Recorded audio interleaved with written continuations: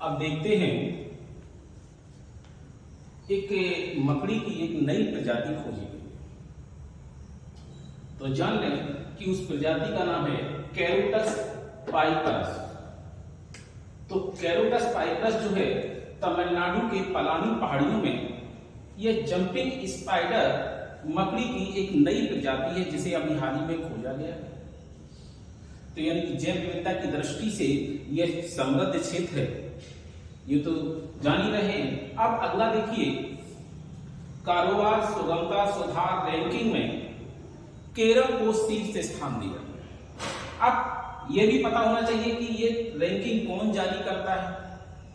तो वाणिज्य उद्योग मंत्रालय का business action reforms action plan जो है उसके तहत इस कारोबार सुगमता सुधार रैंकिंग को जारी किया जाता है, जिसमें जो शीर्ष उत्पादक राज्य हैं, शीर्ष राज्य हैं, उन्हें एक श्रेणी में लिख दिया है और जो खराब प्रदर्शन करने वाले राज्य हैं उन्हें एक श्रेणी में लिख दिया है।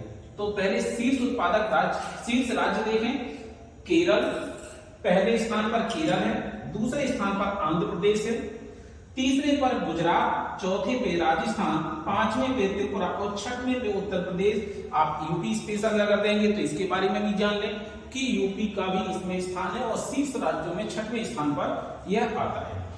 अब सबसे खराब प्रदर्शन करने वालों में कौन राज्य आता है? अरुणाचल प्रदेश, तेलंगाना, पंजाब और पुडुचेरी इस कारोबार सुगमता सुधार रैंकिंग में सबसे खराब प्रदर्शन करने वाले राज्यों की श्रेणी में आते हैं। आप देखिए अगला पॉइंट है बराक परमाणु ऊर्जा संयंत्र। ये अभी हाल ही में यूएई के अल धबरा क्षेत्र में स्थापित किया गया है और यह अरब क्षेत्र में किसी भी देश द्वारा स्थापित किया गया पहला परमाणु ऊर्जा संयंत्र है। तो जान रहे कि यूएई खाड़ी के देशों में है और खाड़ी के देशों में अगर पूछा जाए तो यहां से एक दीर्घ अक्षांश भी जाता है, अक्षांशी वृत्त में गुजरता है, जिसका क्या नाम है, जिसे कर्क रेखा के नाम से भी जाना जाता है, ट्रॉपिकल ऑफ कैंसर के नाम से भी जाना जाता है।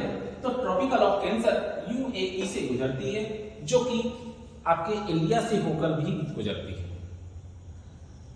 तो खाड़ी के देशों में यूएई, सऊदी अरब और ओमान तीन देश हैं जहां से यह कर्क रेखा गुजरती है, उसमें से ये भी एक देश है। और अब अगले आते हैं, एक पहलवान है ज्योति बेरवाल। तो इन्होंने स्पेन में अंडर 20 विश्व चैंपियनशिप चल रही है और स्पेन का शहर है पोंटेवेंद्रा, जहां पर यह अंडर 20 विश्व चैंपियनशिप चल रही है। और तो इसमें इन्होंने महिलाओं के 76 किलोग्राम की फ्री स्टाइल श्रेणी में स्वर्ण पदक ज्योति बेरवाल ने प्राप्त किया है। देखिए इसी अंडर 20 विश्व चैंपियनशिप में पहलवानी के क्षेत्र में दो और लोगों ने कांस्य पदक प्राप्त किया है। वो लोग हैं, एक कोमल है और एक सृष्टि है। कोमल ने 59 किलोग्राम वर्ग में, जबकि सृष्टि ने 68 किलोग्राम भार वर्ग में कांस्य पदक प्राप्त किए। तो ज्योति बेरवाल इंपॉर्टेंट हो जाती है क्योंकि उन्होंने स्वर्ण पदक प्राप्त किया और ये कहां पर, स्पेन के पोंटेवेंद्रा में। और स्पेन में देखिए जान लें। और आपके अभी जो पैरा ओलंपिक चल रहा है वो कहां चल रहा है? पेरिस। स्पेन की राजधानी क्या है? मैड्रिड। अब अगले हैं महित संधू। तो महित संधू देखिए, इन्होंने जो निशानेबाजी की दूसरी विश्व बधिर निशानेबाजी चैंपियनशिप जर्मनी की हनोवर में आयोजित की गई है, उसमें 50 मीटर राइफल टोन स्पर्धा में स्वर्ण पदक प्राप्त किया है। अब आते हैं कि क्या इस शूटिंग या निशानेबाजी चैंपियनशिप में कोई दूसरा भी है जिसने इसमें पदक प्राप्त किया है? तो अभिनव देशवाल हैं, जिन्होंने 25 मीटर पिस्टल स्पर्धा में रजत पदक इनसे पहले प्राप्त कर चुके हैं। चूंकि रजत पदक स्वर्ण पदक, इसलिए याद रखिए इन्होंने क्या जीता है, महेश संधू ने स्वर्ण पदक, जबकि अभिनव देशवाल ने रजत। अब एक और हैं सिद्धार्थ अग्रवाल। तो सिद्धार्थ अग्रवाल 49 वर्षीय हैं, जिन्होंने इंग्लिश चैनल अकेले तैरकर पार करने का रिकॉर्ड बनाया है। अभी तक किसी भी व्यक्ति ने इतनी उम्र में अकेले इंग्लिश चैनल को तैरकर पार नहीं किया था। तो पहले भारतीय हैं जो सबसे उम्रदराज भारतीय हैं जिन्होंने इसका ये रिकॉर्ड बनाया है। इन्होंने इंग्लिश चैनल को 15 घंटे 6 मिनट में तैरकर सफलतापूर्वक पार किया है। अब देखिए, अब अगला है कि केंद्र ने 8 राज्यों में खुरपका और मुंहपका रोग मुक्त क्षेत्र स्थापित करने का निर्णय लिया है।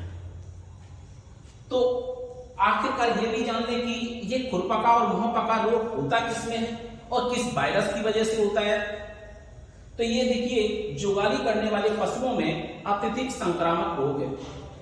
यह घोड़ों, कुत्तों और बिल्लियों आदि में नहीं होता है। किसमें होता है? जुगाली करने वाले पशुओं में। तो अब जानते हैं कि भाई आखिरकार ये कौन सी वायरस के द्वारा होता है।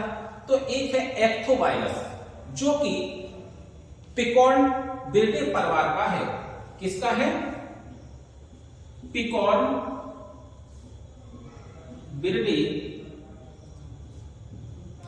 परिवार का एक्टो वायरस।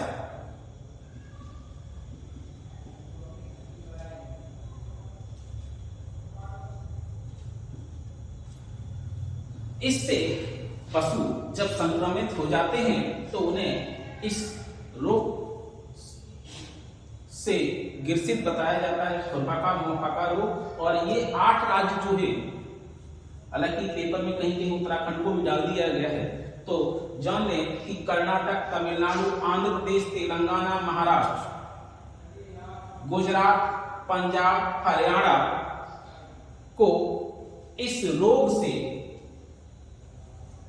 मुक्त घोषित करने का निर्णय केंद्र सरकार के द्वारा लिया गया है। अब साथ ही कहना चाह रहे हैं कि आप लोग क्लास अच्छी हो, उसके लिए हम लोग भी प्रोत्साहित हों। तो इसके लिए प्लीज आप लोग लाइक, शेयर और सब्सक्राइब जरूर करें। धन्यवाद। आइए आज देखिए 6 और 7 सितंबर 2024 का जो न्यूज़पेपर का करंट है वो इसमें समाहित किया गया है। तो 6 तारीख को तो कोई स्पेशल डे नहीं है इतना फेमस जे पूछा जा सके। जो इसमें से ये 2 दिवस हैं जिनके बारे में पूछा जा सकता है। एक यूएनओ के द्वारा मनाया जाता है या घोषित किया गया था, और एक भारतीय धार्मिक क्षेत्र से जुड़ा हुआ दिवस है। तो वर्तमान में धर्म के आधार पर सरकार पर आरोप भी लगते हैं, तो हो सकता है कि निष्पक्षता का प्रदर्शन करने के लिए भी क्वेश्चन पूछे जा सकते हैं, क्योंकि कोई भी सरकार किसी भी धर्म विशेष से प्रेरित होकर के कार्य नहीं करती है, निष्पक्ष होकर के कार्य करती है। और व्यक्ति भी और एग्जाम संस्थाएं भी उन जो आरोप लगाए जाते हैं उन आरोपों का खंडन करने का प्रयास भी करता है। तो हो सकता है इस वजह से यह जो दिवस है बहुत ही इंपॉर्टेंट हो जाता है। तो शुरू करते हैं, और शुरू करने से पहले एक बार आप लोगों से फिर गुजारिश करना चाहता हूं कि देखिए, हम लोग भी मेहनत करते हैं, वीडियो बनाते हैं, टॉपिक पेपर से नोट करते हैं हिंदी इंग्लिश से, और वो आप तक सूचना पहुंचाते हैं। आप लोग देखेंगे और और जब सब्सक्राइब करेंगे, लाइक शेयर और सब्सक्राइब करेंगे, कमेंट भी करेंगे, तो उससे हमें भी बनाने के लिए प्रेरित करेंगे वो आपके लाइक शेयर कमेंट और सब्सक्राइब। और साथ ही साथ हमें और इस चीज के लिए भी प्रोत्साहित करेंगे कि हम और अगर अच्छी दुगनी मेहनत तिगनी मेहनत लगा करके इसको और कोशिश करें तो हो सकता है कि आप तक उतनी अच्छा कंटेंट पहुंचा सके।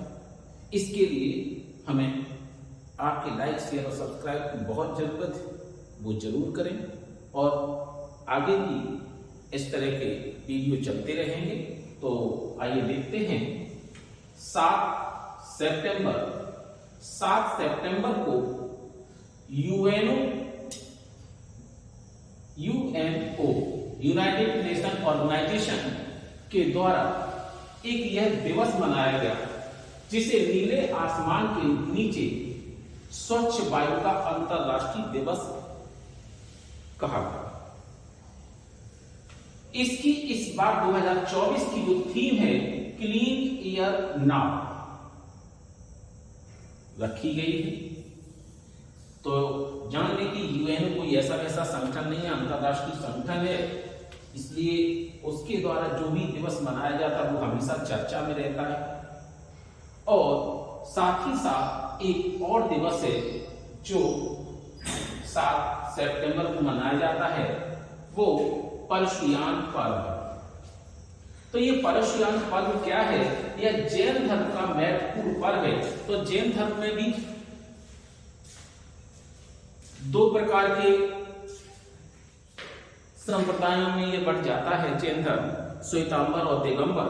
तो आप ये नहीं कहिएगा किसका है श्वेतांबर और दिगंबर का, बल्कि ये दोनों संस्थाओं का, दोनों प्रकार की शाखाओं के द्वारा यह मनाया जाता है। तो ये सिर्फ श्वेतांबर और दिगंबर ही नहीं बल्कि आप ये कह सकते हैं जैन धर्म का महत्वपूर्ण पर्व है।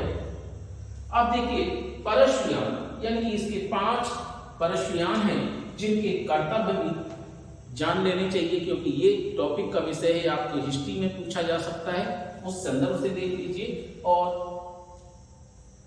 इसके बारे में, धर्म के बारे में भी जानकारी मिल जाती है इससे।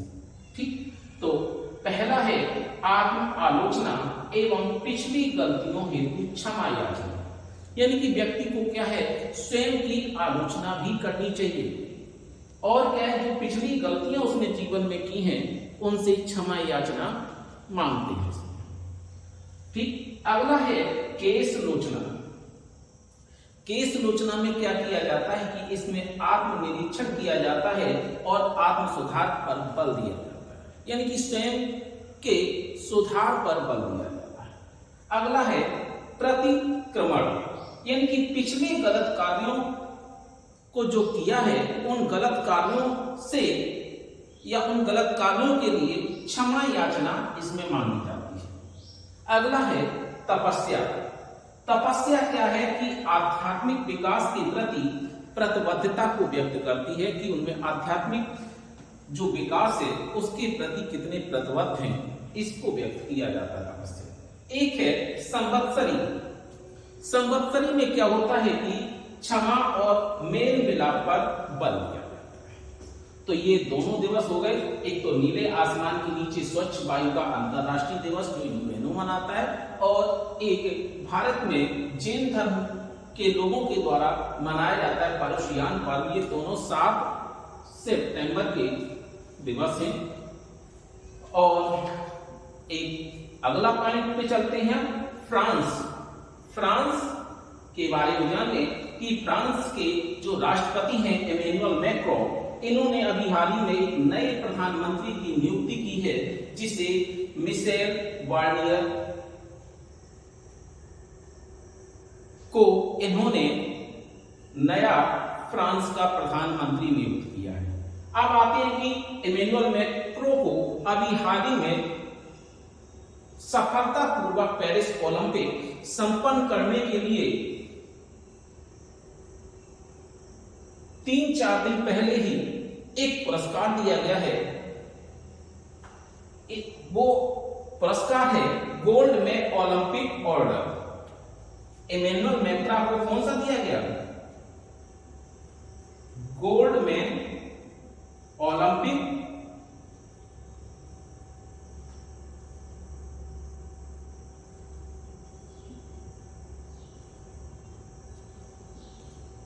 ऑर्डर। इस सम्मान से अभी फ्रांसीसी राष्ट्रपति इमैनुअल मैक्रा को सम्मानित किया गया है और इन्होंने अभी हाल ही में मिशेल बार्नियर को नया फ्रांसीसी प्रधानमंत्री नियुक्त किया है। अब यहां जान लें कि ये फ्रांस है कहां। देखिए फ्रांस जो है यह यूरोपियन कंट्री है और यहां की जो मुद्रा है वो यूरो है। फ्रांस की राजधानी जो है पेरिस है और ये भी जान लें जो फ्रांस जो देश है वो अटलांटिक महासागर और भूमध्य सागर दोनों को छूता है और फ्रांस वही कंट्री है जहां से होकर के अंतरराष्ट्रीय समय रेखा भी गुजरती है और अंतरराष्ट्रीय समय रेखा कौन कौन से महाद्वीपों से होकर गुजरती है? दो महाद्वीप हैं, यूरोप और अफ्रीका। तो यूरोप के 3 देश हैं जहां से ये होकर के अंतरराष्ट्रीय समय रेखा गुजरती है। एक तो ब्रिटेन है, दूसरा फ्रांस है, तीसरा स्पेन है। तो फिर ब्रिटेन की राजधानी लंदन, स्पेन की राजधानी मैड्रिड और फ्रांस की राजधानी पेरिस। और अफ्रीका के जो 4 देश हैं अल्जीरिया, माली, बुर्किना फासो और घाना। तो अल्जीरिया की राजधानी है अल्जियर्स, माली की है बमाको, बुर्किना फासो की है ओगाडोगो और घाना की है आका। इसमें से एकमात्र लैंडलॉक कंट्री है जो कि है 2 लैंडलॉक कंट्री हैं, माली और बुर्किना फासो। तो अब आगे चलते हैं। ओणम उत्सव। ओणम उत्सव जो है वैसे तो 4 दिन में भी मनाया, 4 दिन भी चलता है और 10 दिन भी चलता है। इस बार यह ओणम उत्सव 10 दिन के लिए आरंभ किया गया है।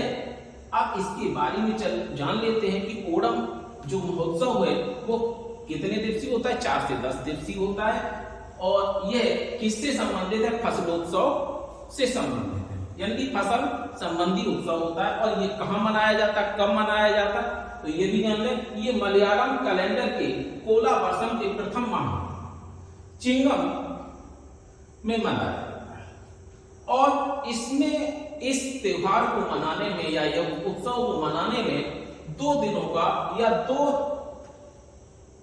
टॉपिक हैं जिनको मनाना बहुत महत्वपूर्ण समझा जाता है। पहला है अधम और दूसरा है अंत, आखिरी है थिरुओणम, जिसमें अधम से ये प्रारंभ होता है और थिरुओणम से ये खत्म होता है। 10वां दिन थिरुओणम मनाया जाएगा और पहले दिन अधम मनाया जाएगा। तो ये अधम के साथ शुरू हुआ है ओणम महोत्सव और ये 10 दिन के लिए चलेगा। और इसमें क्या होता है? चौथे दिन जो कलाकार होते हैं वह अपने शरीर पर पीले, लाल और काले रंग से बाघ के समान धारियां बनाते हैं और वाद्य यंत्रों के लय पर नृत्य करते हैं। अब देखिए इस बार पैरा ओलंपिक जो पेरिस में आयोजित किया है 2024 में, इसमें भारत ने अपना 6वां स्वर्ण पदक प्राप्त किया है।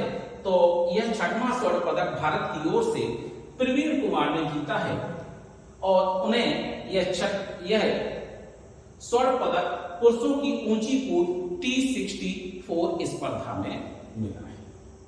अब देखिए अंतरराष्ट्रीय टेबल टेनिस महासंघ ITTF फाउंडेशन ने पहला भारतीय राजदूत अभी हाल ही में शरथ कमल को नियुक्त किया है। अब इसके बारे में आपने 2 दिन पहले पढ़ा भी था, मैंने बताया भी था कि ये शरथ कमल कोई और नहीं, वही है जो कजाकिस्तान के अस्ताना में आज अक्टूबर 24 में आयोजित होने वाली 27वीं एशियाई टेबल टेनिस चैंपियनशिप में इन्हें पुरुष टीम के नेतृत्व कर्ता के रूप में चुना गया है। तो शरद कमल पुरुष टीम के नेतृत्व कर्ता होंगे, जबकि महिला टीम के नेतृत्व कर्ता मानका बत्रा है।